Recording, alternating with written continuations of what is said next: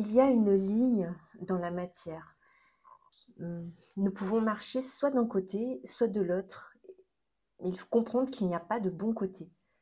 Cette ligne, elle ne sépare pas, mais elle différencie deux polarités, yin-yang ou ombre et lumière. Et le signe du Tao, qu'on regarde souvent comme une image, ce n'est pas une image, en fait, c'est une dynamique. C'est un vrai mouvement. Parce que ce petit point noir dans le blanc ou le petit point blanc dans le noir crée une polarisation. Et parce que c'est polarisé, et bien de fait, ça crée un mouvement et c'est celui de la vie. C'est celui des transformations parce que la vie, c'est un mouvement. C'est un mouvement. La vie est un mouvement et le mouvement permet simplement de se transformer. Donc la vie, c'est pour se transformer.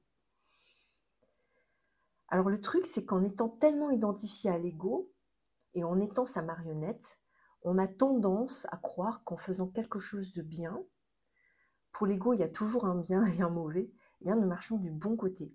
Par exemple, je vais à l'église, je prie tous les jours, donc je suis quelqu'un de bien. Ou je fais du tai chi, donc je suis quelqu'un en maîtrise de soi, quelqu'un de très ancré et quelqu'un de très zen.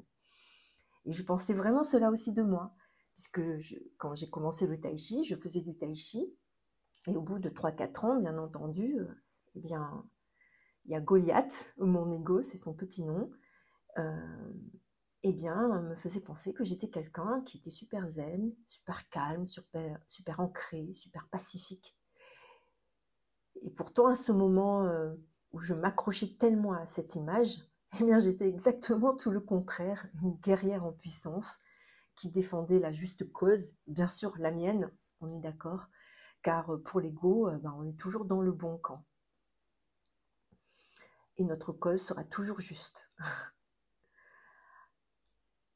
Alors je m'aperçois que l'on peut ainsi faire des choses, méditer, prier, pratiquer le yoga, les arts martiaux et croire sincèrement marcher sur le bon chemin. La maîtrise de soi, la paix intérieure, l'amour inconditionnel, alors qu'en vrai on continue de marcher de l'autre côté de la ligne.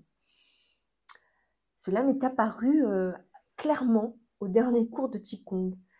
Je pouvais lire sur les visages concentrés des élèves que le mental avait pris les choses en main, à leur insu. On croit que le geste juste est un geste techniquement parfait. Oui, pour l'ego, ce sera toujours cela.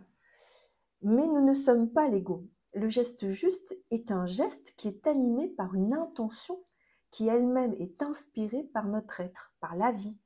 Et de fait, inspiration et intention sont parfaites. Le geste juste, c'est avant tout un état d'être avec soi. C'est un mouvement généreux de soi vers soi. C'est un don de soi dans le mouvement. C'est un cadeau de soi à soi. Le truc, c'est que lorsqu'on dit cela, si on manque de vigilance, de présence, eh bien le mental ne peut pas s'empêcher de prendre le lead. Et il va tromper votre intention. Il va s'interposer entre votre corps et votre intention et jouer son meilleur rôle, le marionnettiste qui va vous faire les mouvements et il va se concentrer, s'appliquer. C'est lui que je vois sur le visage des élèves souvent. J'entends même le dialogue intérieur qui leur tient. Oui, voilà, comme ça tu es bien là. Ouais, ce que tu ressens est vraiment top. Waouh, on est vraiment bien dans ce cours. Et c'est ainsi que l'on croit marcher d'un côté alors que l'on est toujours de l'autre côté, celui de l'ego. En soi, ce n'est pas un problème. C'est pas le vrai problème. Le problème, c'est de ne pas avoir conscience du côté où l'on marche, vraiment. Je me souviens d'une conversation avec Isabelle, qui a fait du Viet Vo Dao avant de faire du Tai Chi. Elle me disait qu'au fil des cours de Viet Vo Dao, les entraînements étaient très intensifs et durs. Elle se blessait souvent. Mais elle avait acquis plus de confiance en elle. Elle se sentait plus sûre d'elle, notamment parce qu'elle pouvait se défendre si jamais elle devait faire face à une attaque. Et je lui ai demandé si sa confiance en elle reposait sur sa capacité à mettre quelqu'un à terre.